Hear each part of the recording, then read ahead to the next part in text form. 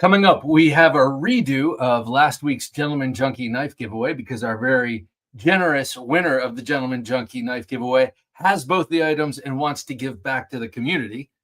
I get a vintage cold steel, new old stock that I've wanted for, or old new stock, whatever that is, that I've wanted for years and years and years. I got that. And then I have something really special to show. I'll show that off in a few minutes.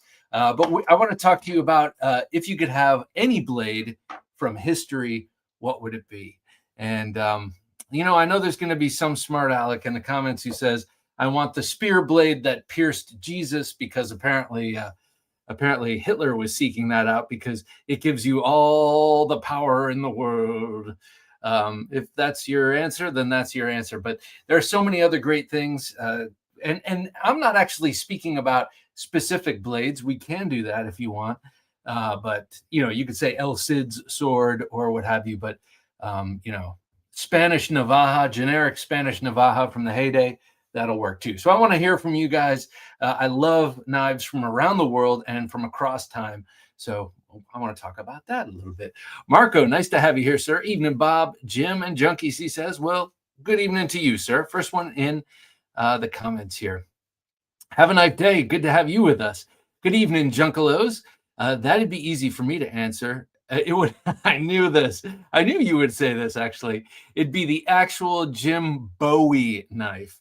It'd be signed with a notorious document and an oil painting of Jim handing me the knife. Okay, Bowie, I'll say it, Bowie. I like that. I like it with the picture, the painting of him handing it to you. That'd be a little touch of class. Fish Ranch, nice to have you here, sir. He says, my grandfather was there. I guess I can't have one blade from history. Yeah, well, let's see, Fish Ranch. I like that your dog is a smoker. A lot of dogs have given up cigarettes, and I think that's just, kind of following the pack. That was a double pun. OG Blade Reviews, nice to have you here, Dave. Evening, Bladesters, one and all, inner strength and resolve to the United States. Absolutely. Thank you, sir. Inner strength and resolve indeed. Actually, Dave sent me a box of 10 really cool knives. I'm going to show you 3 of them tonight. And these are all knives that are gifts to you through me from Dave.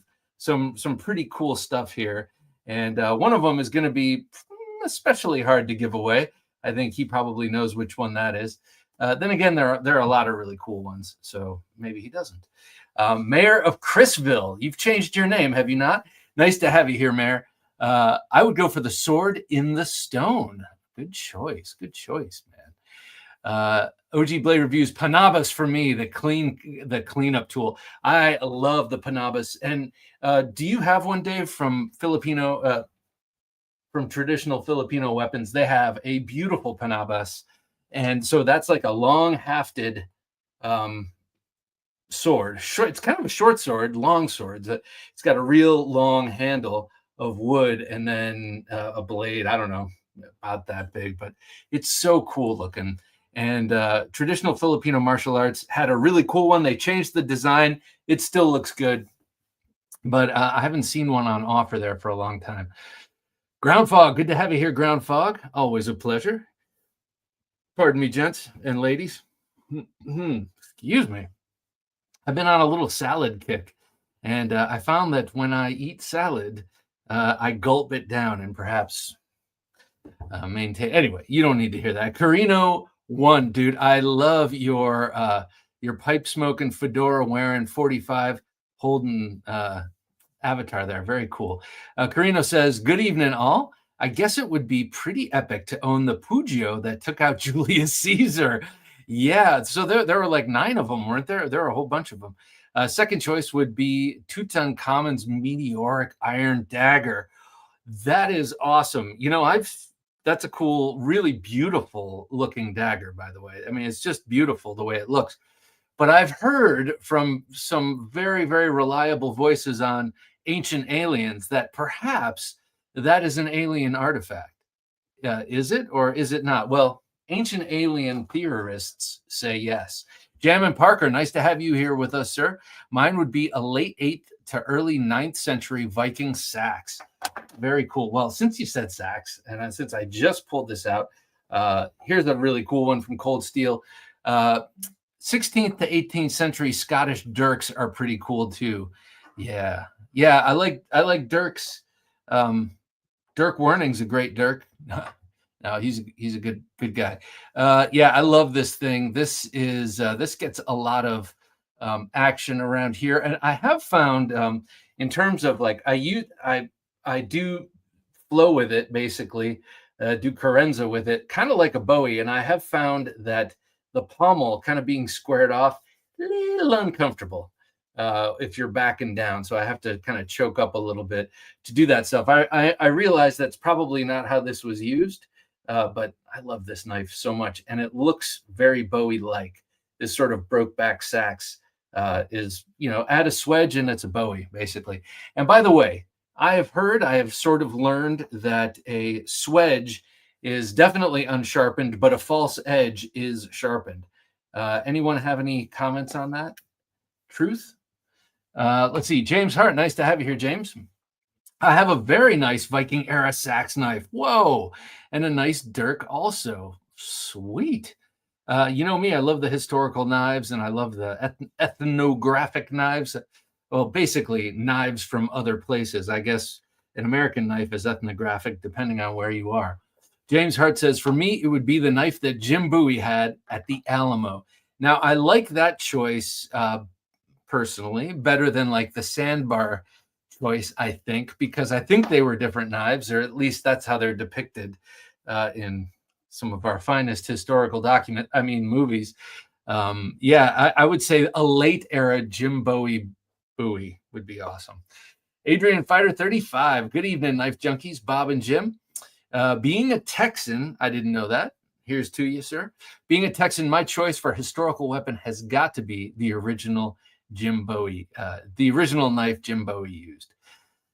Yeah, man, I think a lot of people are going to say that, and I honestly have not really considered it because Bowie was on there, Navaja was definitely on there, some sort of original samurai blade was on there, but I was thinking very generically, but I like that people are being specific. Adrian Fighter says, sandbar fight, if that's the exact one he had at the Battle of the Alamo. All right. Yeah, well, I like it. Because that one has a soul because it did some disemboweling and everything else. James Hart says, I was off by 1 year. The sandbar fight was 1827. Oh, man, that's like 200 years ago at this point. Sometimes it's funny to think about how recently some American history is. Like the early 20th century was still Wild Westy. I mean, the early 20th century, my grandpa was still jumping on coal cars to go fishing when he was a young kid. Like it's, I don't know. We're spoiled by time and technology. Sometimes you forget that it's not that long ago that things were a lot more feral, or I should say a lot less modern. I don't even know what I'm trying to say, but I think you might get it. James Hart says, okay, I will shut up now. I'm the one who should shut up with me waxing and milking. He says, I went into teacher mode again. Hey, teach, please teach. We all could use it. Jay Demeter, nice to have you here, Jay. I'm going for the King Arthur sword, signed with the portrait of him giving it to me, just like Have a Knife Day. The portrait would be painted by Merlin with the king's seal. Oh, we are getting into it now. I love it. I would take Aragorn's sword before he reunited the shards of Narsil. Split and Slices, nice to have you here, Byron.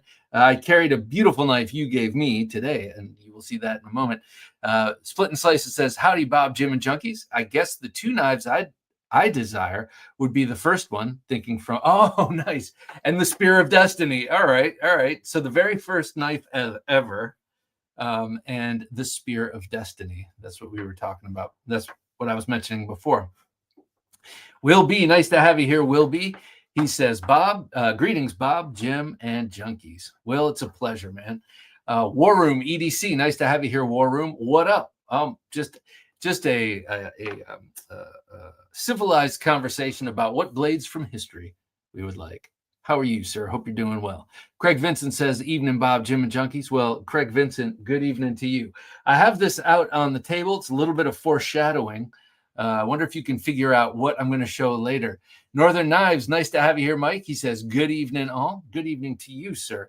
I'm sure you're sipping on I don't know if you're sipping on something, but I'm pretty sure you're probably puffing on a great cigar and enjoying the evening. The Spear of Destiny? Nah. Says, have a nice day. 5-door. Greetings, Bob, Jim, and Junkies. Easy question. I want the most iconic knife in history. Crocodile Dundee's Bowie. Well, here's the question. If it's Australian, is it a Bowie?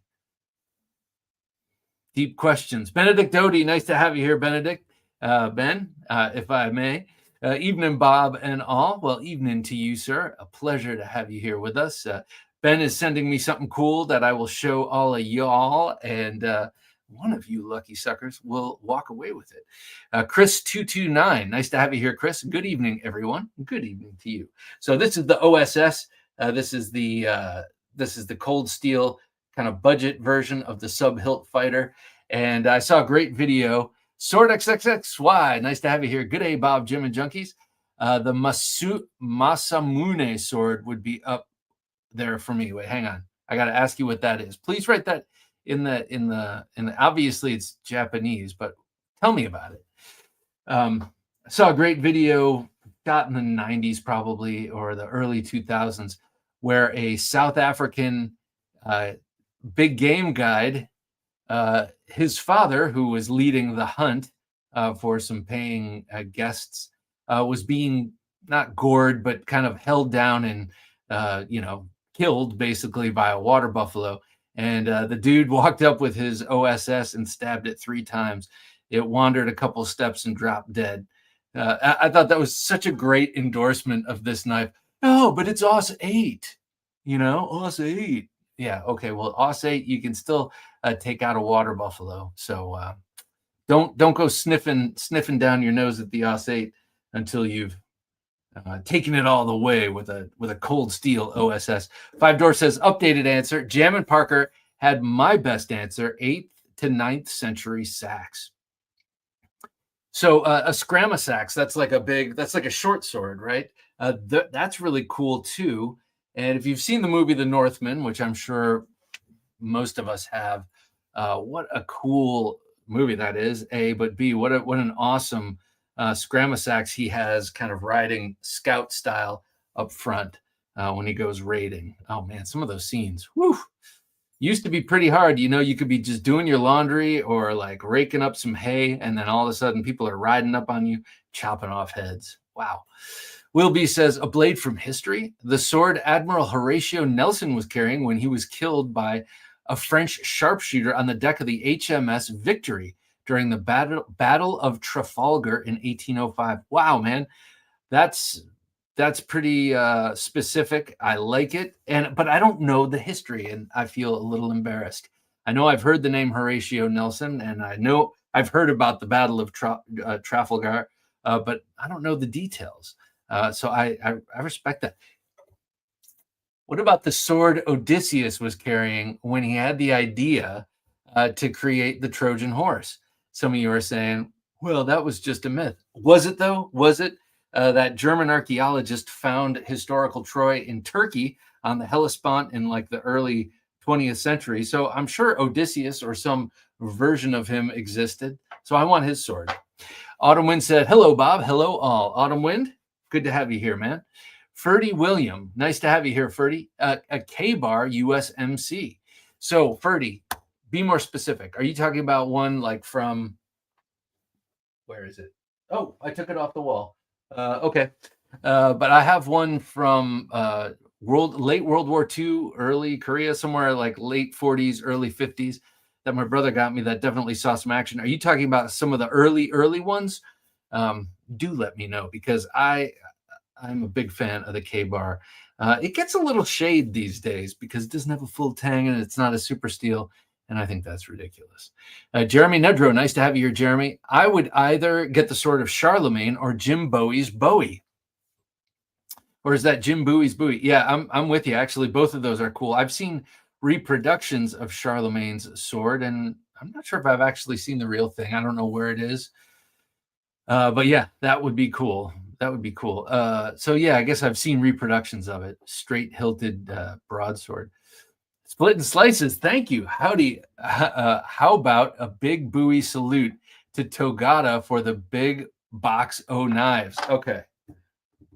Big Bowie. Okay, the biggest Bowie I have on the table is the Nacha. Oh no, that's not true.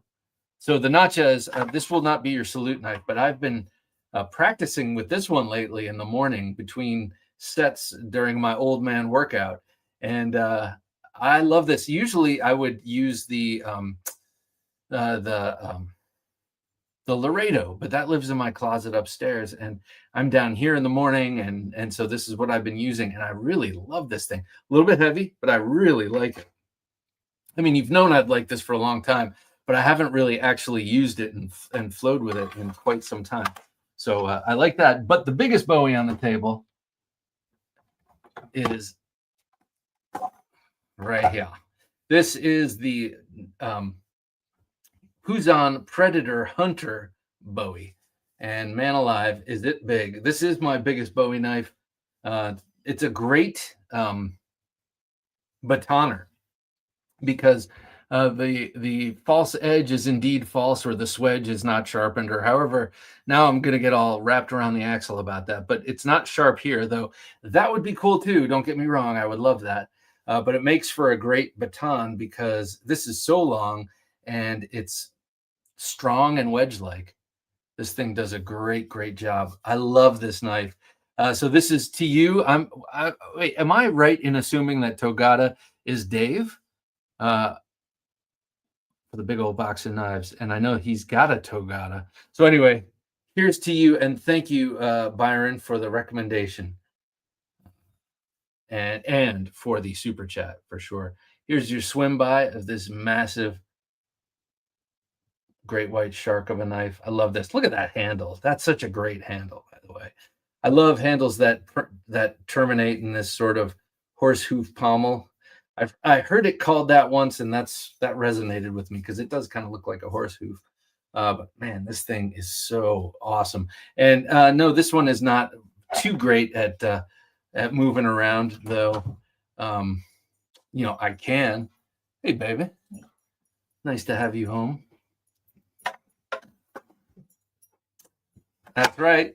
That's right. See, I'm not lying. Have a good night, baby. Bobby Rains, how you doing, Bobby? Bobby Rains, the second maker of beautiful Bowies. Now that I'm talking about Bowie knife, it's awesome that you are chiming in, sir. He says, howdy all. I would go for Jim Bowie's knife that he had at the Alamo. I don't know, Bobby. I might go for that beautiful S-Guard Bowie you made for Rolando, who, by the way, is going to be on the podcast on Sunday. I had a great interview with him last week, and man, he's a cool guy, and his love of Bowie knives is, man, he's got a lot, not just love of, but knowledge thereof. So in any case, Bobby, nice to have you here. If you don't know who Bobby Rains is, look him up on Instagram. Bobby, I believe it's Bobby_Rains_2. And he makes incredible Bowies, and he does cool knife drills with this dummy he has set up in the back, and he does some really cool powerlifting stuff. And it reminds me a little bit of just check him out. His work is beautiful. Nick Martino, nice to have you here, Nick. I know both edges on my Agent 001 are sharpened. I know that much, he says. I like it. I got one on me right now. Hey, speaking of the Agent 001, let me show you something rather cool. Ferdy William says, how about your ancient Mandau? Mandau. What is the Mandau? How about your ancient Mandau? I don't know what that is. It sounds good, though. I like the sound of that. Paul Mills, nice to have you here, Paul. Bob DeMarco, he says. Well, Paul Mills, a pleasure. You are... it's always awesome to have you here in the chat, is what I'm trying to say. Joseph S., nice to have you here, Joseph S. Good evening, everyone. Good evening to you, Joseph S. Ron Crow, sure, Bob. Hey, everyone. Well, it's nice to have you here, Ron. Ron's from a similar neck of the woods. Stephen Roberts is definitely from my neck of the woods here. It's good to have you here, man. How you doing? What's up, all? He says. Jennifer Reed, nice to have you with us, Jennifer. I would love the Hanjo Masamune. Okay, so you're the second one, Masamune sword. So this has got to be a Japanese sword, obviously. And by the way, I love your avatar. I'm a big fan of trees against the night sky, or a setting sun sky, or anyway, you get the idea. I love the look of that. Paper Tiger, nice to have you here. Joyeuse, the sword wielded by Charlemagne, was called Joyeuse. All right, let me show you something. Coming down the pike, I showed you some mechanical drawings or some CAD drawings that the great and powerful Tim Kell did of a pencil drawing I sent him. But this is a knife we have in the works, and it's in 2 sizes. And these are resin prints. So this is a resin 3D print of my latest design with Tim Kell. And we are working on a name, but this is a double-edged fighting knife. And here is the more pedestrian version. Here, I'll put it next to an Agent 001 so you get the size. So this one has a 6-inch blade. The main one, or the big combative one, has a 6-inch blade, double-edged from here forward. And the smaller one has a 5-inch blade, I guess. A handle similar in size to the 001, but larger blade. And it is inspired. This one kind of got a little curved in the mail, so I'm going to have to heat it up and straighten it out. But this design is but inspired by, among other knives, the Turkish yatagan. However, it does not have a recurve. It just acts like a recurve because of the angle of the blade to the handle. But if you get a little bummed out by sharpening a recurve, first of all, I'm sure no one here does, but you hear people complain about it. You don't have to worry about that on this knife. It's the angle of the blade to the handle that gives you that recurve action. And of course, double-edged because, 2 is better than 1. And I'm so pumped to have these in hand. He just sent them to me. I just opened the box like less than an hour ago. And it was one of those things that was kind of laying on the front table when I walked in, and I didn't notice because it was in more of an envelope. And then I noticed it, and I was so excited. So, well, here it is. This is in the works, and I'm really, really excited about it. It's going to be sweet. And I don't know when this will fit into Tim's production schedule over at TKL Knives, but he moves fast when he's interested in something. So I love seeing these in 3D form. I'm very, very excited. And who knows? Could be your next double-edged knife. That'd be cool. All right. Have a Knife Day says, if you've heard of the Sea of Mud knife found at the campsite of the Mexican army after the style of the Alamo, something else of the Alamo, I do believe it was made by James Black. I have not heard of that. Sea of Mud knife. Love it. Sword XXXY says, Masamune was one of the great early Japanese sword makers. Okay. All right, cool. I was thinking of Musashi, the Book of the Five Rings guy, who had some really great strategies. I love his thing about showing up late to a duel so that the other guy, who is also Japanese in this case and very bound by honor and custom, would be so pissed off that you were late. That would be me. Be like, you're late. That he would lose the fight. I love that. All those little deceptive things. And he used 2 swords. I think one was a katana and one was the wakizashi. But like everything about that guy was what do you want to say? Unorthodox. That's cool. So Masamune. I don't know what I'm looking around for. I don't have one, but I couldn't remember if that was there still. Willem DeCito, one of my favorite actors of all time, Willem DeCito. Nice to have you here with us. And there he is in the Cheeto costume, looking as serious and kind of odd as usual. I love that guy. Yo, junkies, says Willem, says Mr. DeCito. Hello to you, man. I was just thinking of you today. I was thinking of your design your Warncliffe knife that you sent me pictures of quite a while ago at this point. I hope it's doing well. What a cool knife that was. Ed, nice to have you here, Ed. Hello, everyone, he says. Hello, Ed. Let me, to the Gentleman Junkies in the chat tonight, I have to say we're going to do a re-giveaway of these two items because Billy Ford, who won last time, has both of them. And he said, thank you so much. Let's give it away to another junkie. And I have to appreciate that. I think that's a very generous move. Instead of taking this and having two sharpeners and having two of these or selling this or whatever, he's saying, no, give back, pay it forward and share the wealth. So very happy to be doing that. This is the Damned Designs Hades. And this is the Work Sharp Gear field sharpener, guided field sharpener. This is my main. Where's mine? Here it is. I don't want to take it out of the box. Here's mine. And it is very well used. I use it all the time. It's now my preferred way to touch up a knife. And I choose this over the Sharp Maker all the time now. I love this. I want to give this away. I love this. Thank you, Jim. That's me right there. I want more knives. Yes, indeed. So we'll be giving this away, I don't know, at 11, I guess. So any Gentleman Junkies here, your name will be in the hopper, and we'll get this to you if you win. The other thing is that random knife giveaways will resume next week with some of the cool stuff Dave has given me. Let me show you a couple of these cool things. Paper Tiger says Tutankhamun's Meteoric Iron Dagger. Yes, sir. That's a good choice. That's a really good choice. And plus, it is beautiful. It is really beautiful. Ed says, Sharp by Design Custom Typhoon from Brian's first Blade Show in 2014, which won Best New Maker and Best Tactical Folder.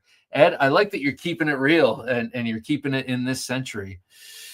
Togata is a nickname that Byron calls me, says Dave, means sharp in Japanese. Oh, okay. I was thinking of the Togata, the Morgan Cohn's production Best Tech, I think is called, one of them is called Togata. Jeremy Nedro says, hello, Mrs. DeMarco. I will pass along the hellos, Jeremy. It's always nice to have my wife come in and give me a kiss. Paul Mills says, a Brian Nadeau custom is my ultimate grail. Yeah, and I would say for me, the Arch Nemesis is probably the perfect folder. One of two or three perfect folders. One of the other ones would be from anything from anything. Oh, geez, this is terrible. I hate when this happens. Give me a second. I'm going to come back to it because I have Reverend Jim looking at me. Nice to have you here, Reverend Jim.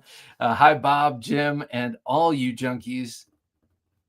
Charles Marlowe would be a perfect one. So it would be Charles Marlowe. It would be the Arch Nemesis by Sharp by Design or Brian Nadeau. And then I would have to say, help me out. Dave, you know exactly who I'm talking about.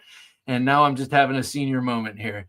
Will B says, the Battle of Trafalgar was the end of Napoleon's hopes to invade and conquer England because Nelson's fleet was able to destroy or capture so many French / Spanish ships they no longer had enough. Oh, very nice. Okay. Ships to challenge, no longer had enough ships to challenge the Royal Navy.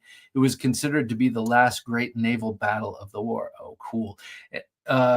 And I know that the big that big cavalry saber was used a lot, not necessarily in that battle, but in the Battle of Waterloo. Wasn't that also Napoleon? Matthew says, good evening, Bob, Jim, and junkies. Good evening to you, Matthew. Dave, who am I talking about? You know who I'm talking about. Spanish knife maker. Why am I? It's what do you call it? Stage fright, camera paralysis. Help with gadgets. Nice to have you here. Help with gadgets. Howdy, folks, he says. Well, howdy to you. Miguel Barbudo. Those are the three. Brian Nadeau, Miguel Barbudo, Charles Marlowe. Three of the most perfect folders out there. Bobby Raines says, appreciate it, sir. Hey, my pleasure, but I'm just speaking the truth as I see it. Shed Knives, nice to have you here with us, man. We have Jack from Shed Knives with us. Good evening. Great blades, and I'm enjoying the show tonight. Well, thank you, sir. I enjoyed our conversation last night. Lots of great things happening over at Shed Knives. You'll be seeing that in 2 weeks on the Knife Junkie podcast. Jack has moved into a gorgeous new space. He's doing a lot of cool stuff over there. Well, I'll let you watch it on the conversation, but great to have you here. And if you're a patron, he actually shows off some blades that no one has seen before, and I'm very excited to show that to the patrons. And I'll give you a hint. They're big. Mike Hauser, nice to have you here, Mike. The Kel collaboration makes me think of Incisor. Ooh, yeah, I like that. Incisor. You mean as a name? James Hart says, having 6 kukris, I've learned how to sharpen a recurve blade. Yeah, it's not that hard. You just have to have the right kind of, you don't want to be doing it on a big broad stone. You have to have something, thin. What? It's so cool to have this in resin print, and you'll have to forgive me if I keep picking it up and flicking it around because I just got it. Just opened it up and love it. Will B says, Tim showed that off Sunday. I know you well enough to expect it to be double-edged. Yes, indeed. But I asked. It puts me in mind of the Tops Zabo that you like. I will be buying one for sure. Oh, thank you, man. You talking about the, I love that. The Express, the Zabo Express. That's a great knife. Though a little more daggery. Well, actually, I shouldn't say that. It is a fighter. It's an asymmetrical fighter. I have it right over there, just within reach. Well, that's a huge compliment because I think Lacey Zabo designed some of the coolest knives of all time. Nick Martino, the BDM1, LOL. I saw it on Tim's Live Sunday, LOL. BDM1, Bob DeMarco 1, LOL. Yeah, that's a working title for sure, but I like it too. Yeah, well, that also leaves it open for further collaboration, if you will. Yeah. And BDM. Okay, there's a D in there. I was going to say BM. We don't want those letters together. Warm says, can't wait to get one of can't wait to get one of your and Tim's new design knives. I know what you're trying to say. I just can't read. Thank you, Warm. I appreciate it. I can't either. And I'm wondering, something about this knife makes me want it in black, actually. I love the TKL knives. Here, I have one here. I love the nickel boron coating. I love this sort of gray. And of course, definitely have to have this in that color. But I think it'd also be cool in black. I'm just sort of chewing the fit, just throwing things against the wall. Donald Fry, nice to have you here, Donald. Howdy, Bob, Jim, and fellow junkies. I'd love to have an original Civil War light cavalry saber. That would be cool, especially an original. Todd Carr says, everyone needs one of those sharpeners in their pack or vehicle. I agree. I really like those sharpeners. And they even make a smaller one that I believe is somewhat guided. I don't have that, but I really dig them. Nick Martino, I see Walmart now carries Work Sharp. That's neat. Yeah, that's true. They do, and they carry Civivi, and they've really stepped up their knife game, even around here where it's kind of a gelded society here. And the more I learn and dig into my local politics, the more I see it's way more gelded than I even knew. So anyway, Sword XXXY says another couple of knives would be, W.E. Fairbairn World War II Commando daggers. Yes, indeed. I got one. Thanks to my brother. I wouldn't have most of my coolest knives without him. Nick Martino says one of my true grails would be something from Dalibor Bergen. Oh, yeah. His stuff is cool. Yes, Waterloo was the penultimate victory of Wellington over Napoleon. Oh, very nice. Thank you. Just goes to show my history is non-existent, maybe, or maybe just in a very, very slender whatever was art history adjacent when I was in college. Yeah, I know about some of that. Ken Reed, good evening all. Ken, pleasure to have you. I think you're the second read in the chat, sir. Ryan Lynch says, good evening. Ryan, looking sharp, sir. Good evening to you. Craig Vincent, Bob, yesterday I got a Dexter Russell 4215, the Green River knife. Been in production since 1836. So this keeps coming up. And Craig, actually, you mentioned it last week that it was coming, and I need to get one too, I think. I just do. Javon, nice to have you here, sir. Good evening, Bob and everyone. It's nice to have you here. If you guys don't follow him, I'm sure you do. But Javon has some of the, Javon has some of the coolest. He's got an incredible small fixed blade knife collection and shows it off. He's got a great collection, period. But I really dig your videos. It's great to have you here, sir. OG Blade Review says, Tim tells me that our Agent 008 should be up next, even though there's no resin yet. Stop. Hey, man, he works fast. He'll be all over that resin. That sounds cool. Yes, Dave is going to be the next collaborator on the Agent series, the 008. And I haven't seen the design, but Dave has visually described it to me, and it's going to be cool. You're going to love it, as will I. But I'm going to leave it right there. By the way, Steve says, by the way, axial shift Tonto out the front and root. All right, man. That's great news. Can't wait to see it. Can't wait to check it out in person. I know that you've been laboring over that decision, or, it's a big decision. So especially when you're, laying down a couple of bills for an out the front, you want to make sure it's great. And I'm glad to have been your knife consultant, sir. I love that. I feel like a Yenta sometimes, just kind of instead of bringing two people together, I'm bringing a person and a knife together. And I love that. Plus, it's a great way for me to check out knives I don't have, like the axial shift. And I'm glad you got the Tonto. Kind of seems to make sense. The next one could be the dagger. Will B says, I have a love of that era of history. Yeah, and a depth of knowledge. That's pretty cool, man. Have a Knife Day says, well, if you're going to do the British OSS stiletto, then I'll go for the Devil's Brigade V42 fighting knife. I almost had my my version of it out here, as seen on the flash of the Green Berets. Yes, that's so beautiful. I have the, I think it's the it's the one, yeah, it's the V42, the one that Les George did recently with Spartan Blades. It's an awesome, awesome dagger. I love it. James Hart says, I've had the 4215 Green River knife since 1980, and it is a great knife. I know what they look like only because I've seen knockoffs of them, but I don't know if I've ever seen a real one. Jesse, nice to have you here, Jesse. Won a muskrat from Javon. Arrived yesterday. I like it. Muskrat, is that a who makes the muskrat? Is that Vosteed? They have like vermin for their names sometimes. I'm curious. Anyway, not sure. We will be doing the Knife Junkie, Gentleman Junkie re-giveaway in about 20 minutes. But before we get there, I think now it's time that we get to a pocket check. What's in his pocket? Let's find out. Here's the Knife Junkie with his pocket check of knives.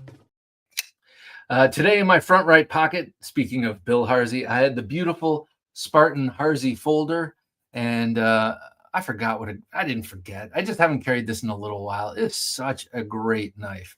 It has such smooth bearing action, and so smooth that I had to check to make sure it wasn't loose and to make sure it was centered. And indeed it is, and it's just a great knife.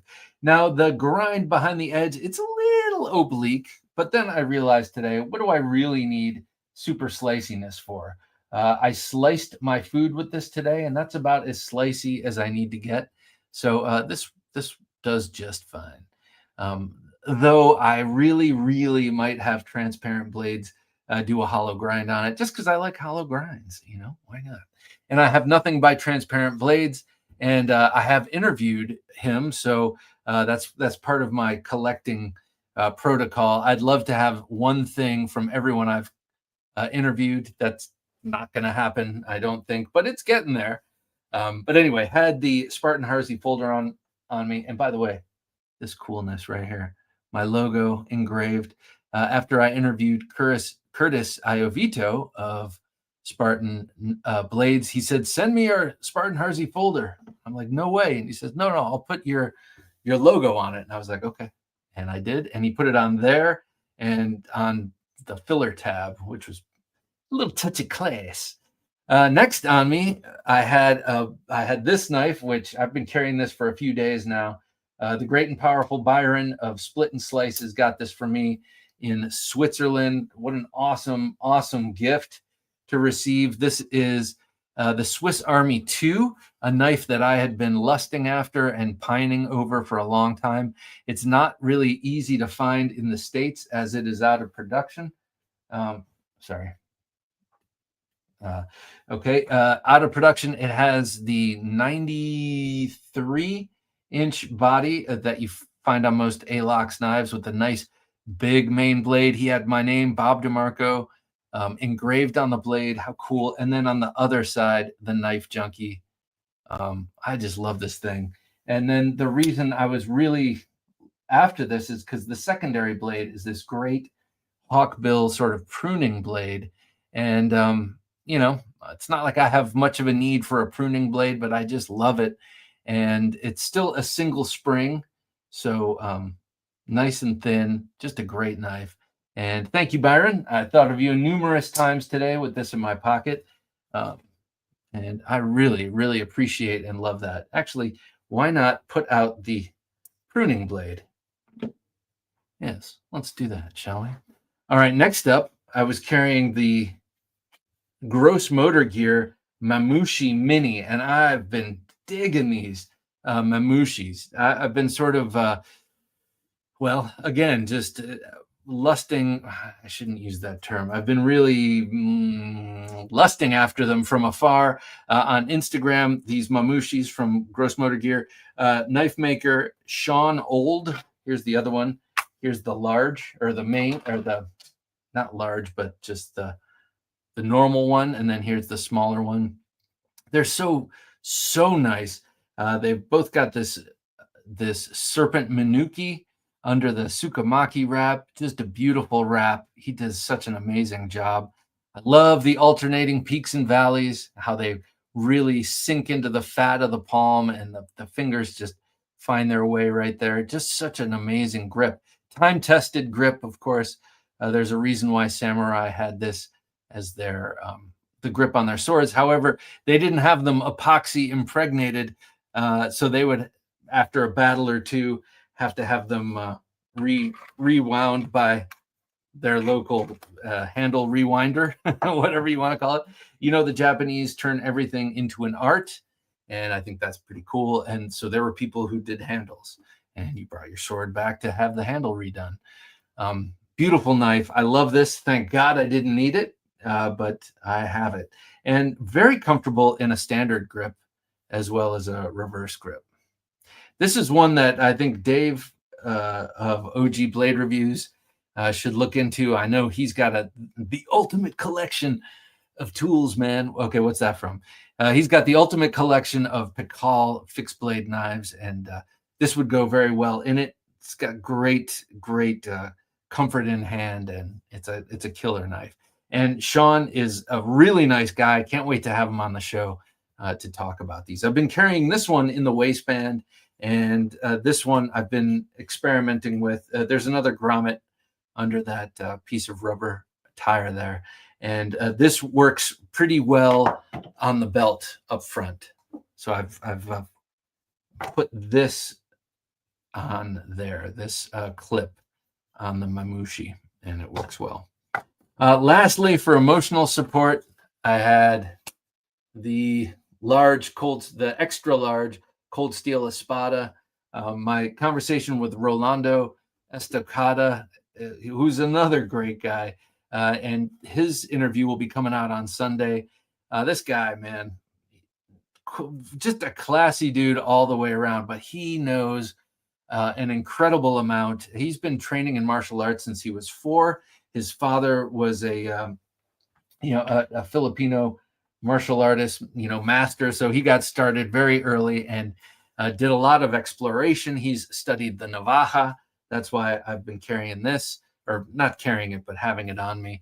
He studied Bowie fighting with some greats. He had a relationship with Bill Bagwell and had knives made by Bill Bagwell, especially for him, which, to me, that's rock star level coolness, and just a great dude. So anyway, I've had this with me, and this is such a great knife. I almost like the G10 version better than the full dress version, which I also have. I like that knife too, but this one just is a little bit lighter and practical, and you can do all the cool Bowie stuff with it. But it's also great for all of the Navaja stuff. I'm going like this because this is my cloak, and my Navaja is coming over the cloak and under the cloak, and they do the Spanish knife fighting is pretty neat, and I have to explore it. So that's what I had on me today. What did you have on you? Let me know. Let's talk about it. I love that Cold Steel Espada. Cold Steel will always be probably the closest production knife company to my heart. Always. I can't think of one that I love them. I love a lot of them, but Cold Steel, I just can't quit you, Cold Steel. I just can't quit you. So what did you guys carry? Let me know. Let me know. And in the meantime, I'll show you. Okay. James Hart says, well, it was not in my pocket, but on my belt today, I had my F & Grow EF123 in a leather sheath I made for. Oh, James, you make leather sheaths. That's awesome. How you liking the EF123? We gave away an EF123 here several weeks ago now, and that was given to the channel by Dave of OG Blade Reviews. He is a benefactor par excellence. He gives us so many cool things, and we give them away. And the EF123, the F & Grow fixed blade, so nice looking, very, very nice looking knife.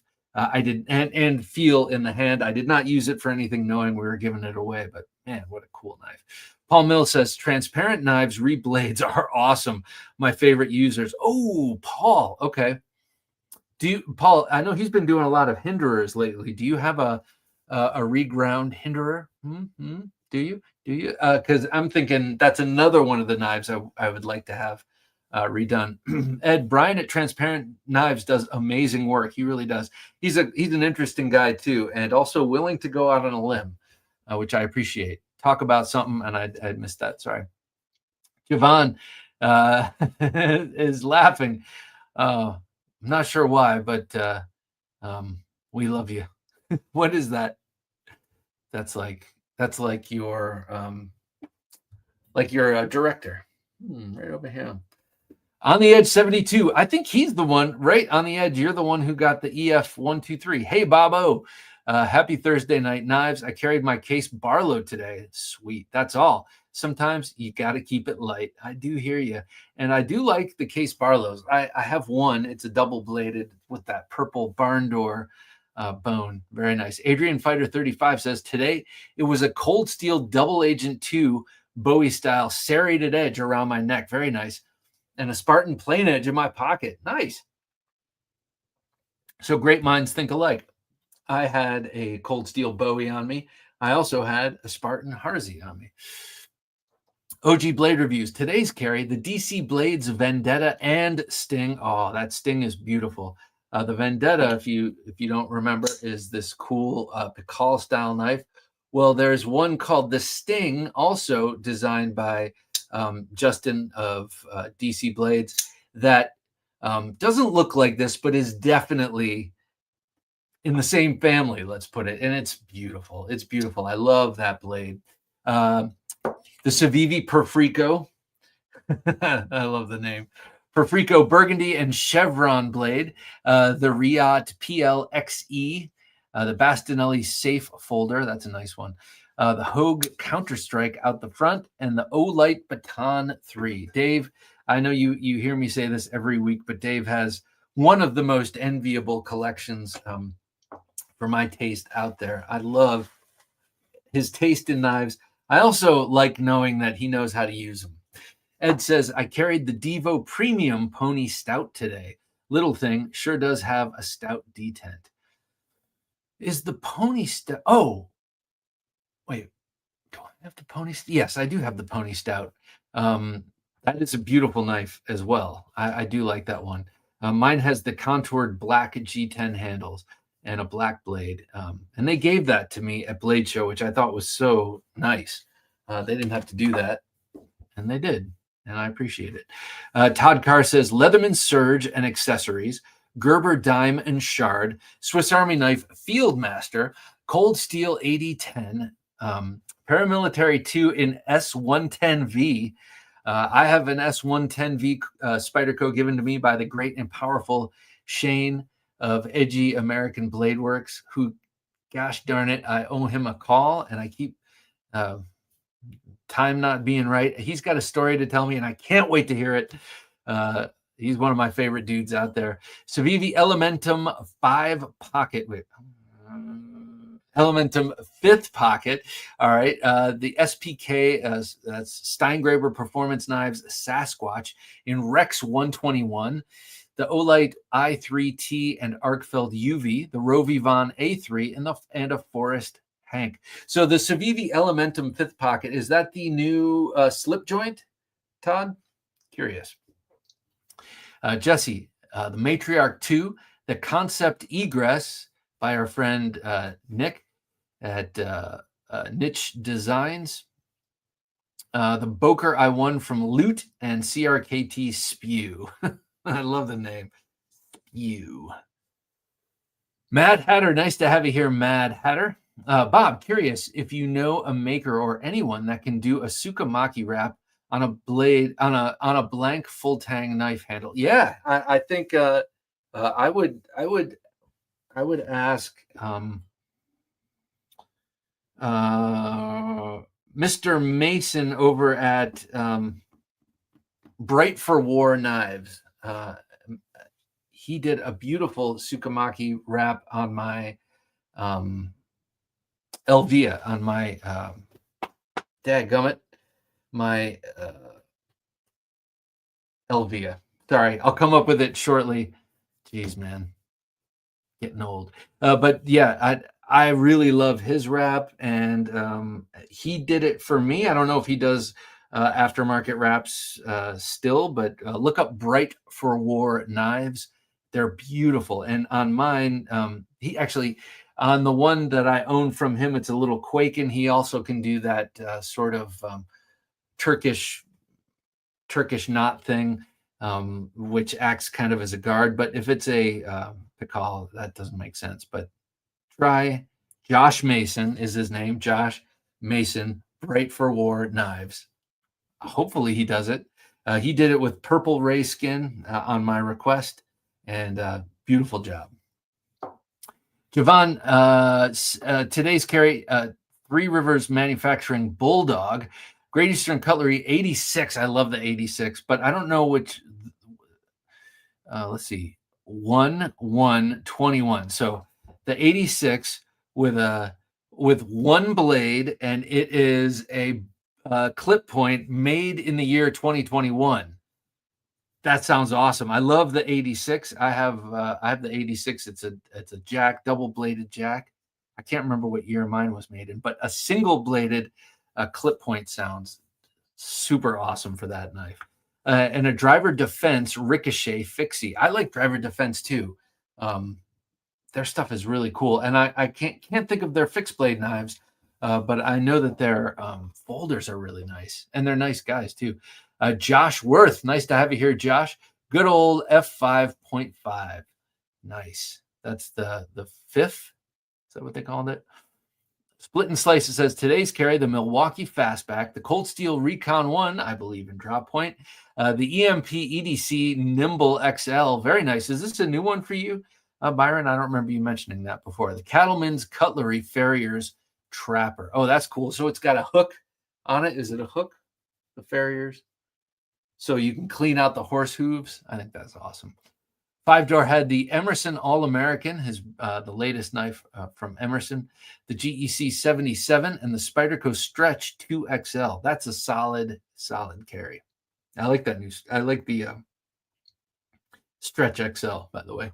Nick Martino, I was carrying my SNG I got from you, Bob. That is a cool knife. That's one of those ones I regret selling, but I'm glad it stayed in the family. The ProTech one, I love it so much. And my Agent 001, nice carry combination. In case you're wondering, the Agent 001, this is what he's talking about. And then you had, I think, a Leatherman. James Hart says, it is a very handy knife. Had lots of boxes to break down, and I even used it to cut up a steak I had for supper. Awesome. You're still talking about the Green River knife, right? Gibbs ATX, Buenos Nachos, Bob. Civivi Chronic today. Is that the only Chronic? Oh, just kidding. Buenos Nachos to you, sir. I can't think of what the Chronic is from Civivi. Come to think of it. I have a cool Civivi to show you here. We were just talking about. James Hart, I have to put some shrink fit grip tubing on the handle so it is more comfortable and does not get slippery when wet handle-wise. James, I know that Dave OG Blade Reviews has some really cool crosshatch shrink wrap he sent me pictures of recently. Dave, what was that stuff? Can you drop that in the chat just in case people are wondering?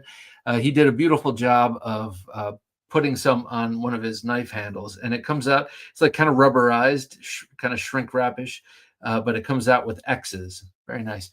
Mike Hauser says, the Kell Combatant horizontal waist offhand. Very nice. That's how I carry mine. Strong hand side was occupied.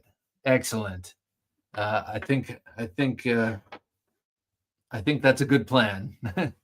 I'm getting my papers to have that plan in place as well. Let mine lapse, unfortunately. Will B says, I had the ZT0308. Always wanted one of those. Microtech Amphibian, the Spyderco Manix 2XL, Microtech Hera 2, Spartan Blades Fright, the Ace Beam TAC 2AA, the Cool Hand G10 Bolt Pen. What we have here is a failure to communicate.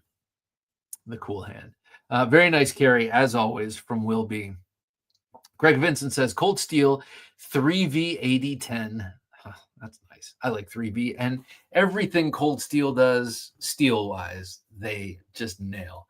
The Swift 3, the Carve, that's that Sachs, right? The XL Voyager Tanto Serrated, the Kyoto 2. Is that a folding Tanto old school fancy that they brought back? What is the Kyoto 2? The Frenzy 2, love the Frenzy. The Kaiser Milita, Phoenix, Manganas Purple Haze Kaimano, Ozark Trail 7.5-inch slide lock. What is this witchcraft? I don't know what that is either. And the Perrin Ladakh Necker. I love that one.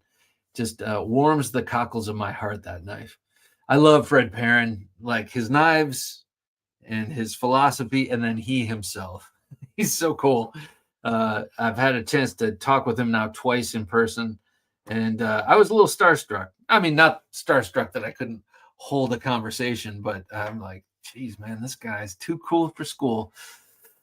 Very cool guy. Joseph S. says, the ZT0640. Well, speak of the devil, my man. Oh, wait, what is this? Oh, this is the 0620. The 40 is the one that looks like, I know which one. The 40 is the wave free one. The Night Stalker CG from TKL Knives and the Leatherman Signal. Very nice. Todd Carr, Civivi Elementum. The original style liner lock with the ebony wood scales. That's my wife has that one. I love that knife. Yeah, I like that a lot. Stephen Clayton Jr., nice to have you here. You've got a new avatar. It looks like a tattoo of someone doing the Mata Leon choke. I love it. Good evening, everyone, he says. Nick Martino says, and please, Bob, One day sell me your niche egress. That's not happening. Pretty please. I can't do it. I can't do it. That was a gift. Can't sell a gift. He's like, fine, then give it away. Can't do that either. James Hart says, nope. I'll tell you what, Nick. I'll leave it in my will. I'll let the girls know. That's that one. It's not yours. You can have everything else, but not that one. James Hart says, nope. I used the EF 123 and is what I put. Oh, sorry. Nope. I used the EF 123 and that is what I put the grip wrap. Yep, it's kind of rubberized and yes, has a cross pattern on it. Okay. All right, cool. Awesome. I like that. It makes sense. I usually put those Ranger bands on. I like the Ranger bands, but they do kind of, if it's not super tight, they'll kind of pull up on the sides a little bit. And that can get in your way during a knife fight. Ron Dobbin says, the Knife Junkie, how you doing tonight? I'm doing great, Ron. How you doing? I hope well is the answer. Jerry C, got my knife, Bob. Thanks again, brother. My pleasure, sir. Thank you for being a part of things and being a part of that giveaway. Stephen Clayton Jr. says, TCal Agent 001, 2, and 3. Hats off to you. The Raider, the Taylor's Ridge. I like both of those. I like all of these. Let me just get that out of the way. The Combatant, yes. The Adversary, my yes. The Night Guard 2.0, the Night Stalker CG, the Night Hawk, the Accomplice, the Striker, the Gideon V3, the Piranha, the Wingard Wearables Dick Pick, a Glock 43X Bond Arms Rowdy XL. Very nice. How do you like the 43X? I have a 43. It's definitely not X. And I think it'll do me just fine. I shoot well with it, but something in me is like, don't you need more than 7 on you at once? Probably not. Hopefully not. Jeez.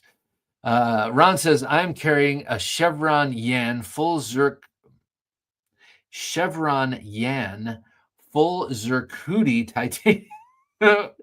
titanium scales. What is that? I don't even know what that is. Chevron Yan full zircudi titanium scales. It sounds pretty exotic and beautiful and expensive. And a Vero Mini Nova. I love Vero. In titanium scales and Chavez titanium pry bar Gerber multi-tool key set. Ron, just describe to me what the Chevron Yan full zircudi titanium scales, what that looks like. Craig Vincent, the Kyoto is a small fixie. Oh, yes. Traditional Tanto with rubberized simulated Japanese scales. Okay, gotcha. Mad Hatter says, thanks, Bob, for recommending Josh Mason. Followed him immediately on Facebook and Instagram. He's a really nice guy, too, as is his wife. And his knives are beautiful.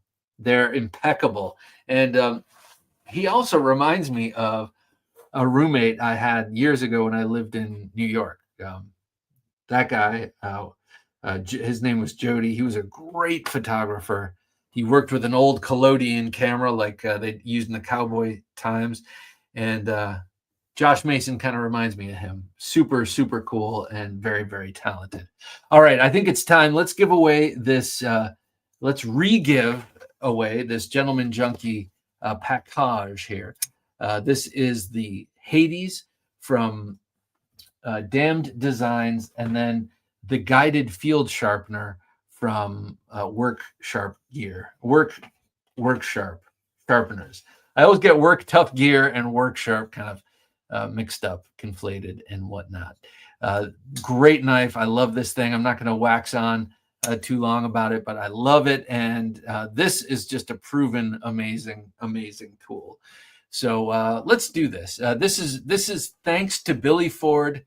Billy Ford, he's been making knives. He's starting a podcast, not about knives, but kind of knife adjacent. I'm very interested to check it out. He's a cool dude, and I'm really grateful that he wants to give this back to our patrons. So let's roll the dice, roll the wheel, spin the wheel in 3, 2, and 1. Pardon me. Where it stops, hopefully not on Billy. Donald Fry. Donald Fry. All right, man. Well, congratulations, sir. I know he's in the chat tonight. This is coming your way, Donald Fry. This beautiful Damned Designs Hades and this guided field sharpener by Work Sharp Sharpeners.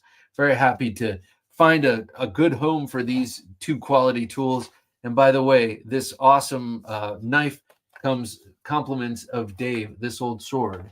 I mean, he's always this old sword in my heart, but Dave, OG Blade Reviews, he's also that as well. So thank you, both of you. All right. I think I want to show off some cool knives. Michael Upchurch, nice to have you here, Michael. I need to become a junkie. LOL. Yes, sure. Yeah, we do. But in the meantime, we do give away a lot of cool knives here. They might not be up to the level of the Gentleman Junkie, but they are sweet. So do know that. Gary Bucco. Every time I see this, every time I see your name, Gary, I think of the Dogs of War, one of the best movies ever made, 1980. Christopher Walken, Tom Berenger, and the guy who plays the father on Married with Children, and others. It's a great mercenary movie. It is great if no one has. But one of the main characters is Bucco. He's a French guy. So anyway, Gary, sorry, I know I say that every time, but have to say it again. Just a Cold Steel Voyager large drop point and a Primitive Bear Crazy Horse. Oh, that's it? Primitive Bear is cool. I follow Primitive Bear knives. Jammin Parker says, today's carry, a Compliance Edge DCK. Awesome knife. The TKL Night Stalker in 80 CRV2.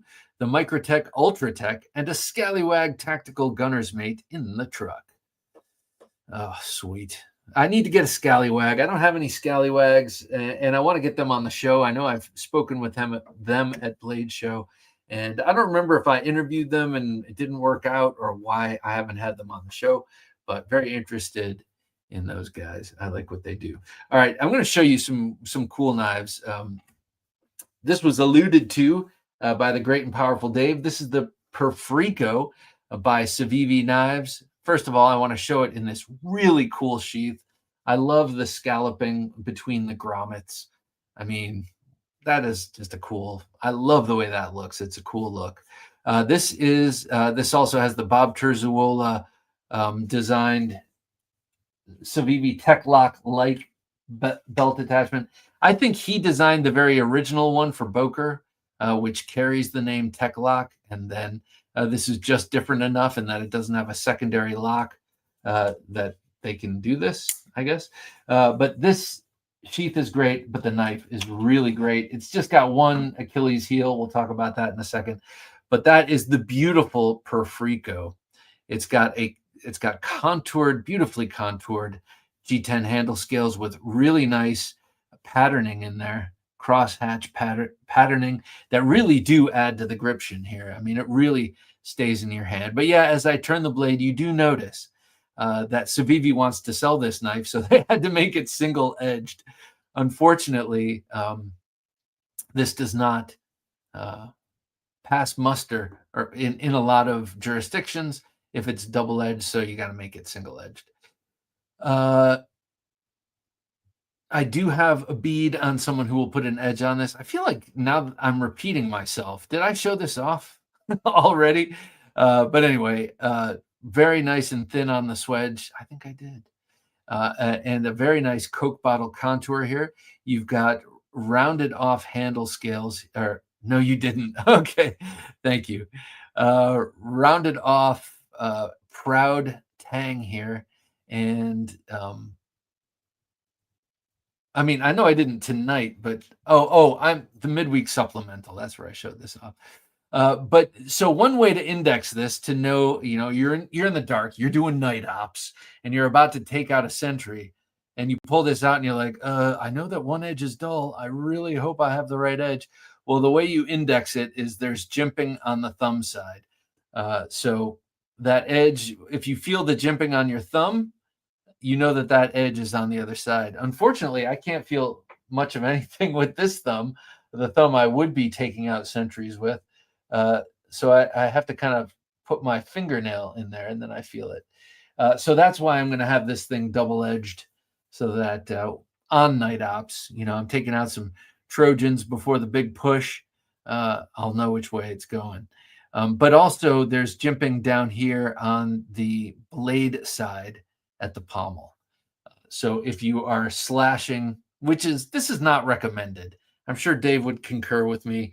This is not the greatest way to slash. You see in movies people fighting in reverse grip and they slash like that. I mean, it would be effective enough, but you really have very limited range that way. You definitely thrusts are better. But if you got to slash, you got to slash. And a backward slash is probably better. But anyway, if you need to know where it is and it's in reverse grip, you can feel that jimping on the forefinger and you'll know the edge is forward.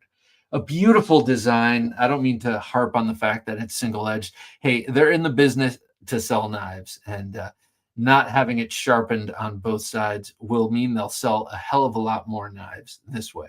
It is beautiful. They did make the top edge / swedge thin enough that it won't be a problem. This is in 14C 28N blade steel. Civivi does a great job with that blade steel. I think most of my Civivis, if not 9CR, I guess the 9CR is now Sencut, but most of mine are 14C 28N or Nitro V, and they just are great. Beautiful, beautiful blade. I like the fuller here, and I like this little notch taken out of that medial ridge. Just beautiful. And the retention, outstanding. So Perfrico.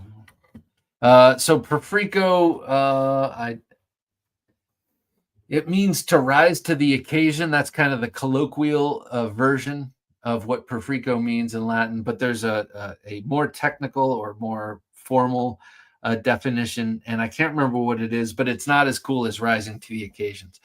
Ron Dobbin says, hit that thumbs up, everyone. I agree. I concur fully. Thank you, Ron. I appreciate that. Sometimes I need to hype myself more. Please hit the like button and subscribe. Jason Lotz, nice to have you here, Jason. I got an SE4 on the left and an SE4 on the right. Nicely done, sir. The last knife I used to cut was my Spyderco Endura, partially serrated. Very nice. So does that mean it's a saber ground? And I don't know why this has to be saber ground, but is that a saber ground blade? And the blade steel is VG10. Excellent. I was cutting insulation. That sounds like a perfect knife to do that with. Nice and thin and slicey, robust with that back lock. And you add some serrations. I love the Spidey edge. I love their serrations. OG Blade Review says, got delivery today of the upgrade kit for my Work Sharp Professional Precision Adjust bonded diamond plates in 1200, 2000, 3000, and strop with a 0.5 micron compound. Mirror polish on many of my blades. Hey, let me just tell you that when Dave sends me knives, they are always wicked sharp. And speaking of Dave sending me knives, let me show you a couple. Bob, how's your thumb? It's just, some days it hurts like hell. Other days I can't feel anything. I deserve it. I deserve it. That's the only thing that gives me solace. I deserve it. Craig Vincent says, Bob, taking inspiration from you, I have a purple Ritter RSK Mark I. Nice. G2 on the way. Should be here Monday. What a great knife. I love that knife. So let me show you a couple of the cool, 3 of the 10 cool knives that Dave sent. This one is a really cool karambit-esque, if you will, even if you won't, a Pikal style knife. I can't remember what this one is called. I looked on the box and it had just a bunch of numbers, but it's really beautiful. I love the ring. The ring works great. It's got all this jimping, which allows you to arrest motion if you're using it to slash, whipping it out this way to slash downward. Basically, you're doing everything you can do with a karambit except reversed.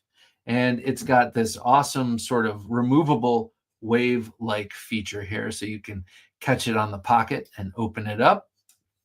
You can switch the clip to the other side, carry it more standard-like, pull it out and open it like this.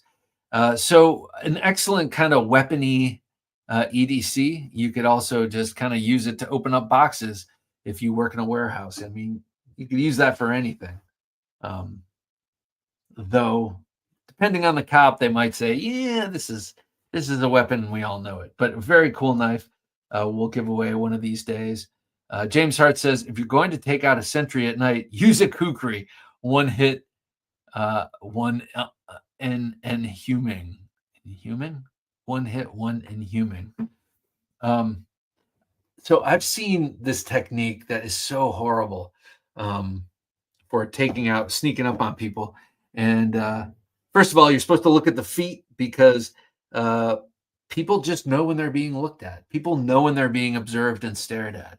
And they even teach that to commando types that don't look like at their head or too much at them, or they'll know they're being stared at and they'll get the drop on you. But anyway, so this one technique that I've seen is so nasty, and you basically take your hand and you come up behind someone and you ram their crotch from behind with your forearm, reach around, grab their belt, we'll say, or their package, whatever you want, and then just pull up, lift up, and push on the head, and just basically smash the head into the ground, and lift them up. It's so horrible.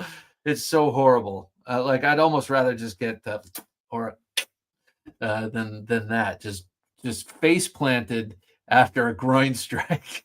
It's so humiliating. You're just standing there. Oh, first night on my new job. Bang! Oh, just terrible. So I don't know. Maybe a kukri is the way to go, James. Second knife I want to show. This is a David Chen design. This is from a company called Wepe, WEPE, and this thing is just cool as hell.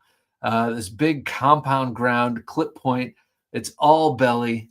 It's very sharp, and this is what I'm talking about. Dave sends knives, and I know he doesn't touch up every knife, but it's always going to come razor sharp. And every once in a while, I'm not every once in a while, frequently I'll get a knife from him that he has touched up, and he just puts a sickening edge on it. This one I really like. It's got this sort of two-tone G10 thing happening here with the faux bolster and the not contoured, but the shaped handle like this. It's so cool. It's a good solid knife. So we'll be giving that sucker away at some point. And then this one, this is a strange one and a neat one. Neat. I've said neat twice tonight. 1950s called, and they want their adjectives back. James Hart says inhuming is the civilized word for killing. Inhuming is a British term. I like that. Inhuming. And am I saying it right? Is the accent correct? Inhuming or inhuming? 1931 Blade Works. Nice to have you here. It's called a T-bar. What's called a T-bar? I'm not sure what you're talking about. Gary Bucco says, hi, Bob. I do have some shady relatives in the past, possibly French Mafia or Foreign Legion types. And yes, that is a great movie. We are the dogs of war. Vive la mort, vive la guerre, vive la sacre mercenaire. I love that movie. And that's every family's got one or two or a couple or whatever, but every family's got one. And I love that, that thuggish uncle or that, what does that cousin really do for money? We've all got those. But this one, check this one out. This is from a company called Lunatech, kind of like lunatic if you think about it. But this is a Jason Brous design. And yeah, you can see it all day long. Once I knew it was a Jason Brous design, I recognized his design language immediately, which is kind of futuristic, kind of exotic, and always very, tactical. This is a compound ground blade. This recurve portion here is what do you call it? Hollow ground, and then the front portion is flat ground. Very sharp and just nasty. It is nasty, and it's got this sort of gription stuff here. I think from the weight of it that it's a steel frame lock. the blade rockets out. It's got this cool fuller here that you can, here, I'm going to use my other hand, that you can really easily double finger flick it with. Not with the hole, but this portion here, which is very sharp on the inner side, so you can grip very easily. This thing is cool, and you know, I know Jason Browse kind of, I don't know what happened to Jason Browse. What happened to you, man? He used to be beautiful. He came out with the Silent Soldier years ago, and then he had a number of knives that followed on that were folders. He was very well regarded until something happened. I think people started discovering his knives were made in China, and then he had that whole China D2 episode, and he kind of fell out of favor, we'll say. But I always thought he had a really cool, exotic sort of design sense. James Hart, yes, you said it right. Okay, thank you. And human. I like that. I'm going to start using that. The crotch belt grab move. Sorry, I was a minute or so behind. It says 1931 Leatherworks. Yes. Oh, okay. All right. Got you. It's called a T-bar. Nasty. All right, cool. Thank you. A T-bar. I like that. Trying to think of what, yeah. Oh, God. I just think that would be so bad. I mean, it's all bad, right? But still, oh, nasty technique. The T-bar. I'm going to remember that. See, Craig Vincent says David Chen designed a few of the petrified fish knives. I only know that because I have a few. That's right. Dave mentioned that in his letter to me, which is somewhere on this messy desk, that David Chen had designed some petrified fish knives. And it kind of harkens a little bit to that. It is a cool looking knife, I got to say. This one is awesome. It's adoptable. I mean, all of them are adoptable, but I got to watch my P's and Q's these days. I got too many knives.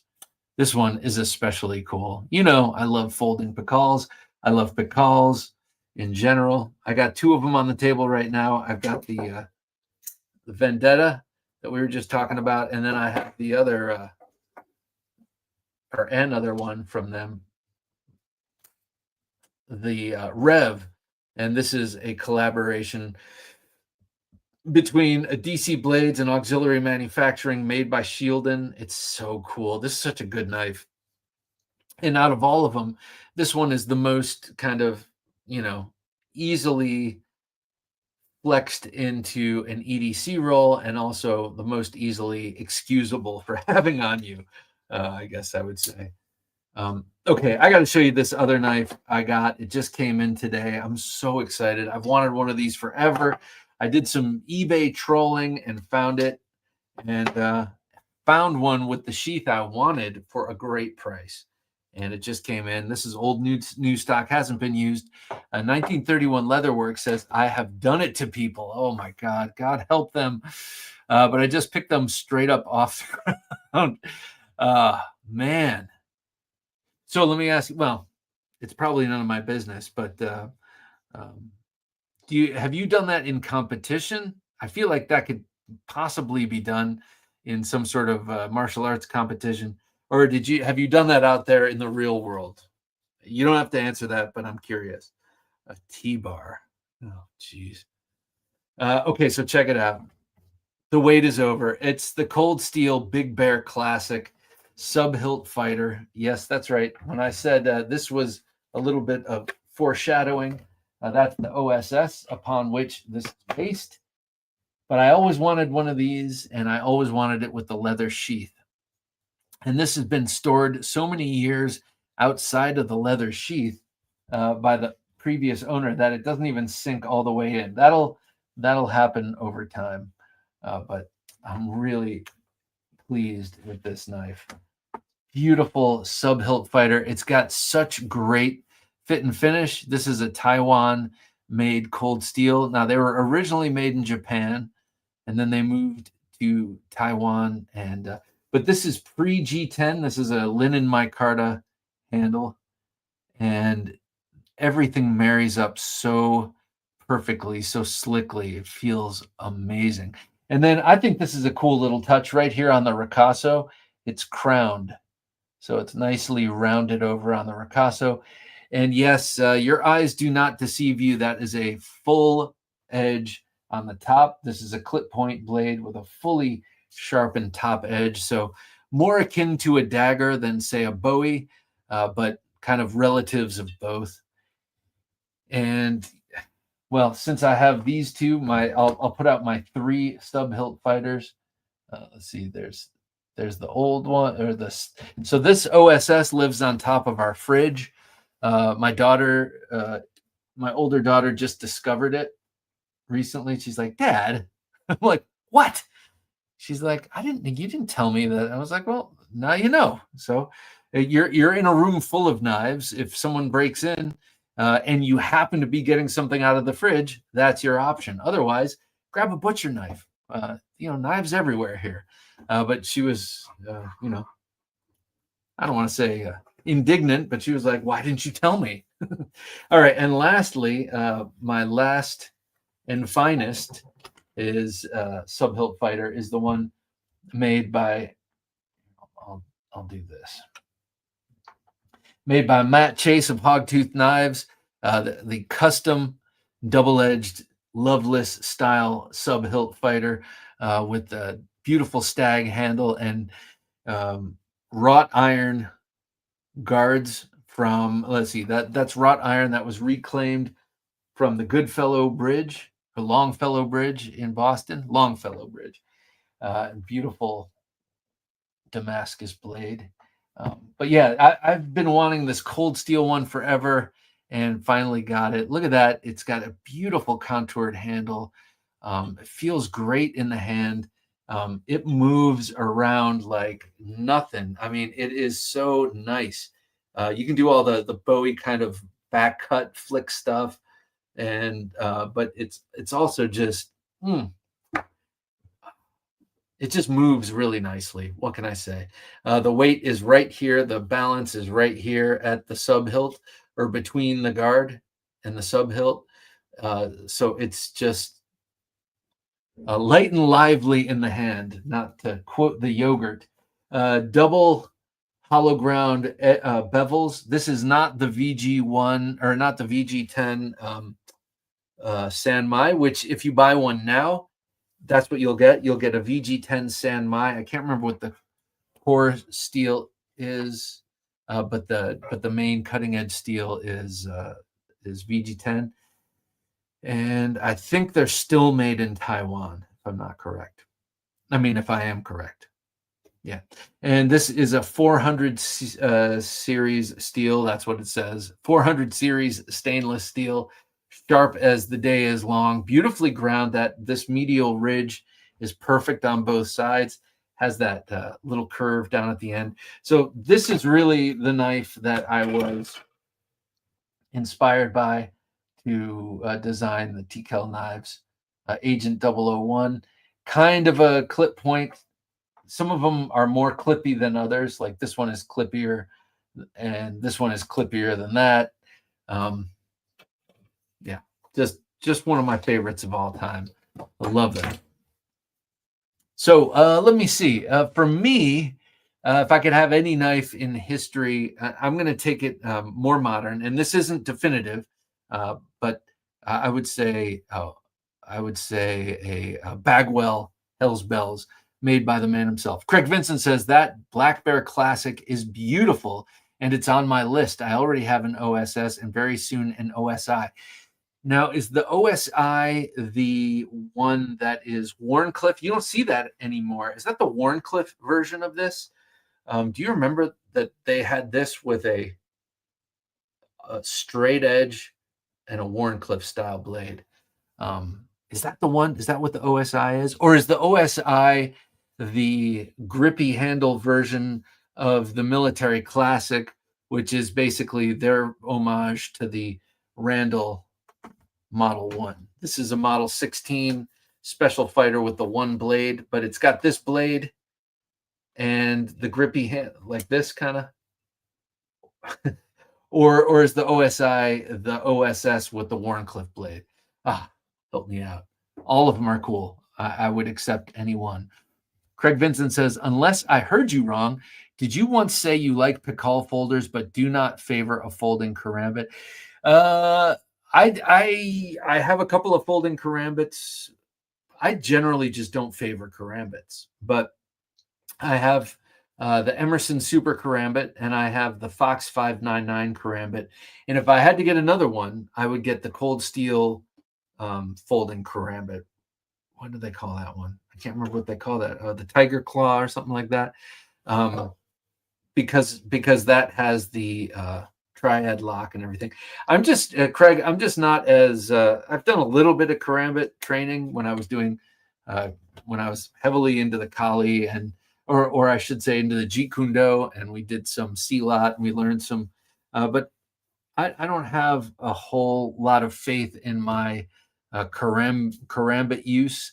And when I discovered the Pikal style of fighting, where you're just kind of cavemanning it, and it takes a lot less nuanced movement than a karambit. To me, I gravitated more to this than to this, if you will. I keep saying "if you will" tonight. You'll have to forgive that. 1931 Leatherworks. No, LOL. I have just done it as a display of strength. But when my dad was in high school wrestling, he would do it. Oh, shit. When the ref said, put them down, he would slam them down to bounce their groin. Oh, my God.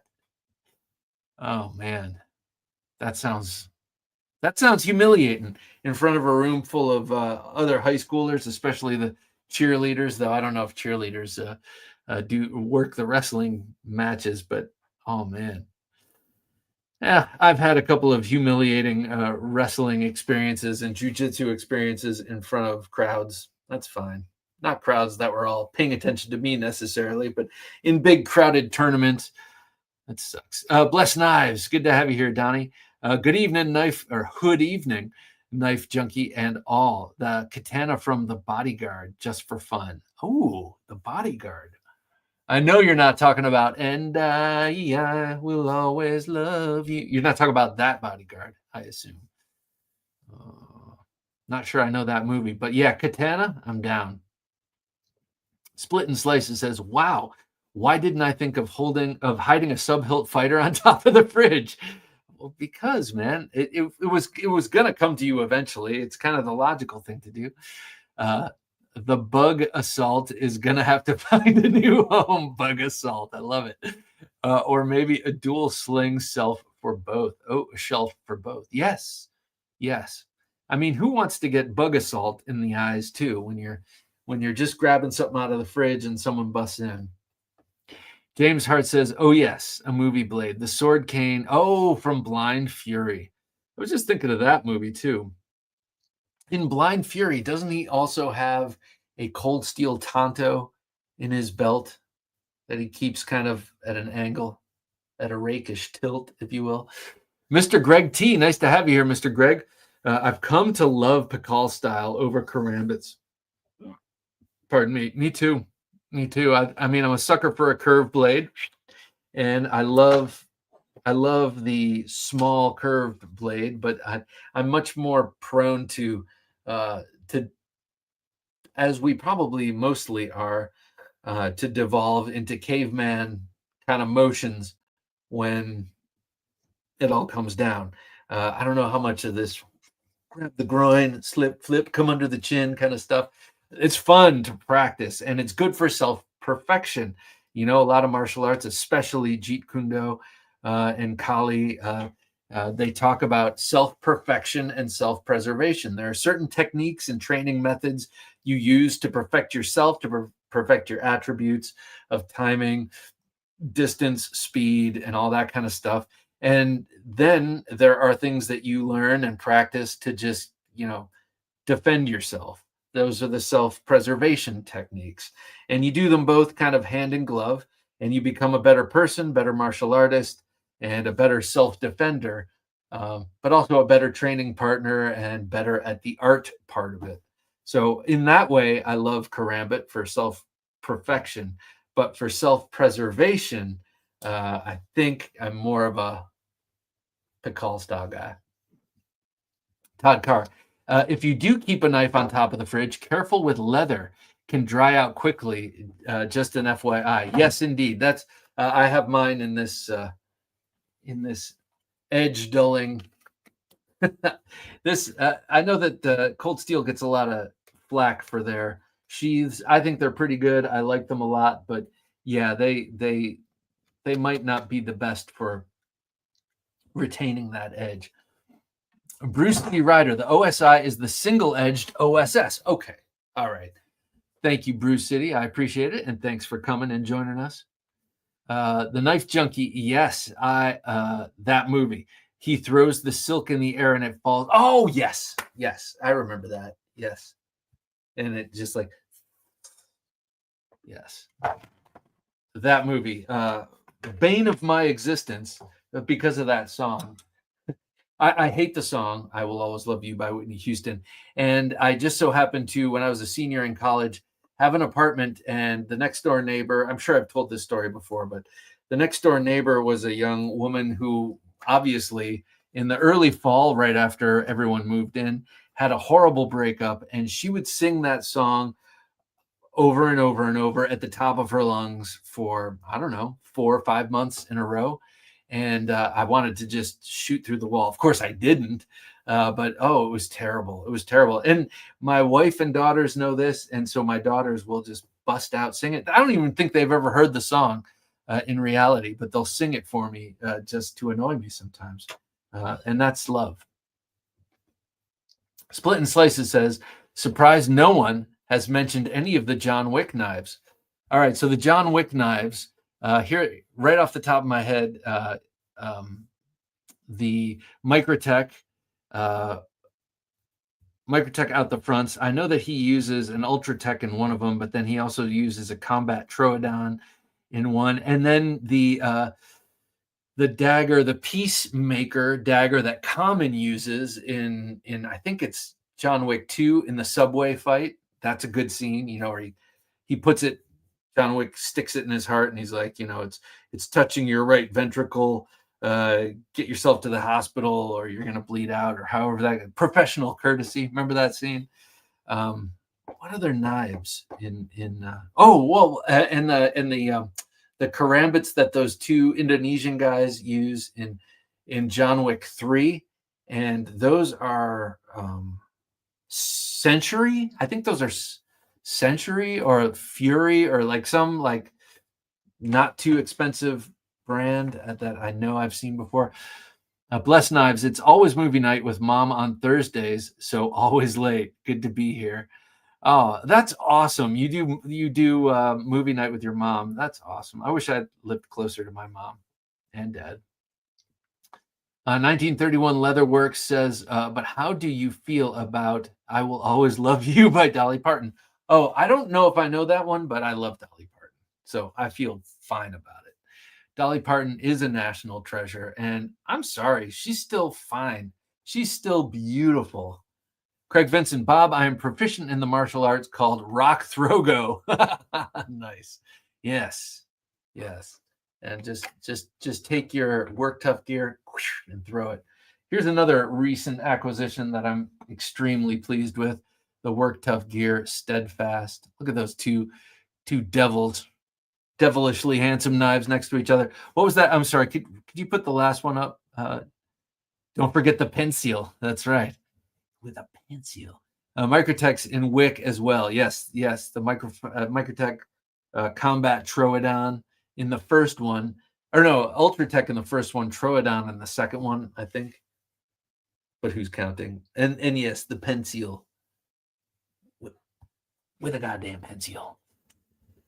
Yeah, I love those two knives, and I'm just looking at the little picture of them. They are cool. I'm really psyched about the Big Bear. The Big Bear Classic.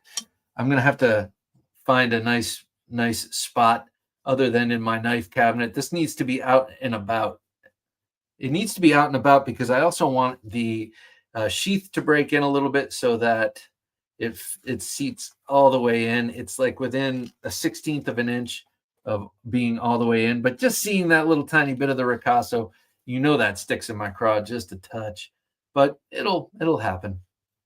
I do appreciate that this was never really sheathed before I sheathed it, and it's been years because they haven't sold these with leather in a long, long time. Speaking of leather, 1931 Leatherworks says, LOL, same song. Oh, really? Whitney Houston covered it for The Bodyguard. Okay. All right. So maybe it's not the song itself. This smells like somebody's basement.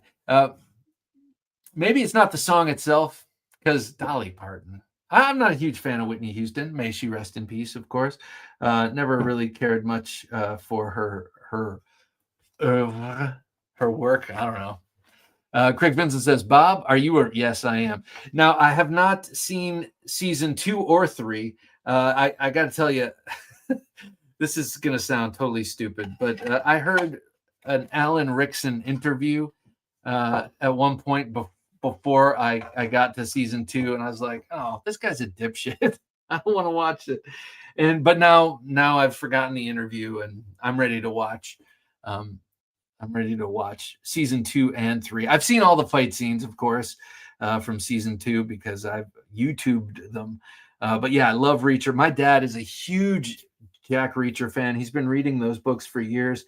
He calls them palate cleansers because he likes to read like these thick history books, and then to like kind of lighten it after he's read a big history book, he'll read a Reacher book, and he's like, Bob, you wouldn't believe this guy. He's just trying to mind his own business, Bob. And he shows up to a new town, and just all this stuff unfolds around, but he knows how to break a man down. Like, yes. So yeah, I'm a fan of Jack Reacher, and I love the first season of the show. Knives and Clovers. Look at that nasty SOB. So March 17th, Monday, I believe it's Monday, March 17th this year is St. Patty's Day. And how else do you show your affinity for the great saint, but with this awesome shirt with that, let's say, see, he's a leprechaun, right? With a really cool blade, and then another one as a backup. This is another one of Jim's awesome designs. He's just a machine for these. This is TheKnifeJunkie.com/shop. You can find this t-shirt and many, many others, as well as the teddy bear, the hat, the stickers, the mouse pad. I think they even have mouse pads, coffee cups, everything you want. But really cool design. Thanks again, Jim, for your hard work on those cool designs. But I love that nasty looking leprechaun with that really cool knife in his hand. Craig Vincent says, I've read like 24 Reacher books. Yes. I gotta get them. I only have one. He is a dipshit, says Carino one. I've also heard him say that he's totally natural, which I don't know. I don't know. Maybe that's sour grapes, because I don't have his giant physique. But I've seen him before Reacher, and wow, I didn't know you could put on that much muscle, especially in your 30s or whatever he is, 40s. But apparently you can. But anyway, yeah, he's a dipshit. But he's great at Reacher. He's way more convincing. And that's the thing. Like, separate the art from the artist.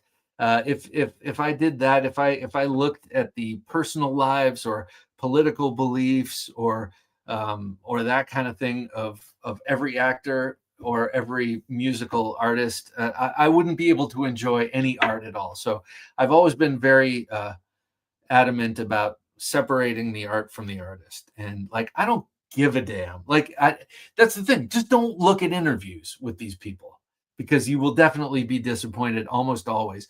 The only ones, there are some who do. I love anytime I hear Denzel Washington talk off the cuff or about something other than acting. I'm always impressed by him. I know that there are others, but they're few and far between. That's for damn sure. Craig Vincent says, at least they got the casting right with his size.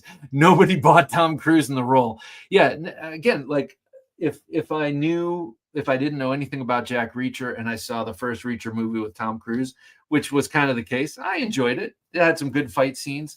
And Tom Cruise is a compelling actor, as much as you might want to not like him. But he's not Jack Reacher. I mean, Jack Reacher is is a brick shit house, basically. That's how he's described, I think. It says, I've enjoyed the Reacher series so far.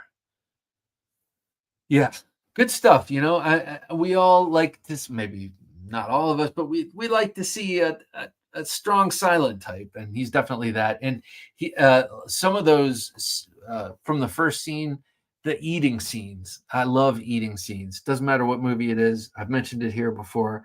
I love watching people eat in movies and in shows, and he definitely, like, I don't know, something about how he eats like huge quantities and seems to really enjoy it. And yeah, so I love his eating scenes as well. Godfather 2, the pasta scene, so great. Anything from The Sopranos, great. All right. Someone give me a number, a random number between 1 and 15, and I'll show you a cool knife. Because this is what happens every time we have a show. I put a bunch of knives out, and then I show a small fraction of them. But you should see what's here. Maybe I'll just start bringing them out. But first one I bring out will be a number between 12. Okay, thank you. 12 is a great number. 4, 5, 6, 7, 8, 9, 10, 11, 12. Okay.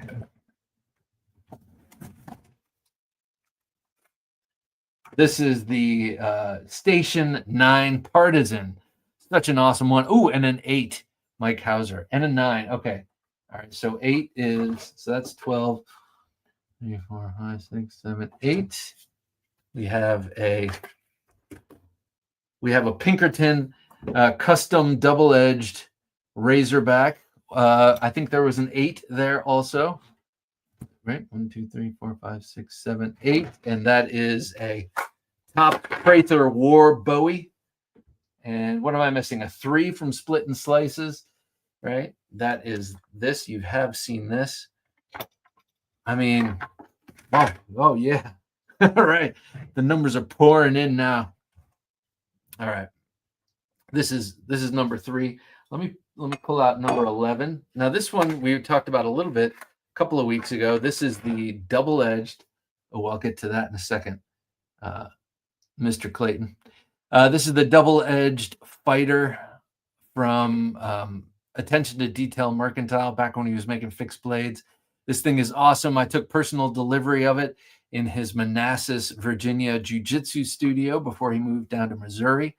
That was cool. Oh man, I'm just going to pull them all out. Let's see. So the next one is Stephen Clayton. Stephen, this one is yours. This is the CRKT HZ6. Huge fan of this sucker. 1 to 15. Let's see Bob's favorite number. My favorite number is 44, and I don't think I have 44 out here. But let's see. Let's see. Oh, well, here.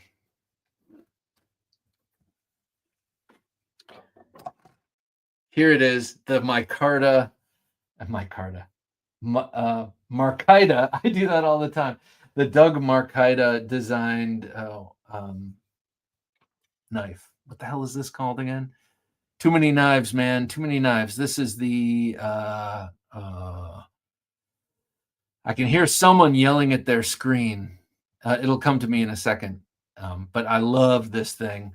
These are the tattoos he happens to have on his arm, by the way. This is manufactured by Fox. And it was distributed by Russian Blades, I believe they were called.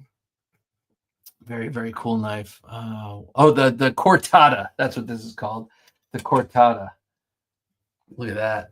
Beautiful. And then I don't want to let this one go without mention, because we were talking about this last week, because Bark River Knives just released another run of these beautiful V44 Bowies.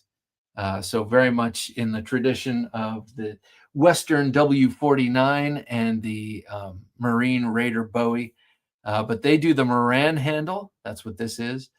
Or the straight handled, like stacked leather. Those are some sweet blades, says Paul Mills. Thank you, Paul. I agree. This thing is awesome. This was a gift from my dad when I turned, I don't know, 48 or something, 49.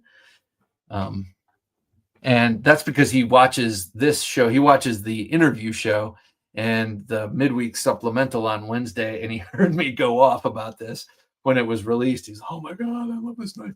And I thought that was really cool.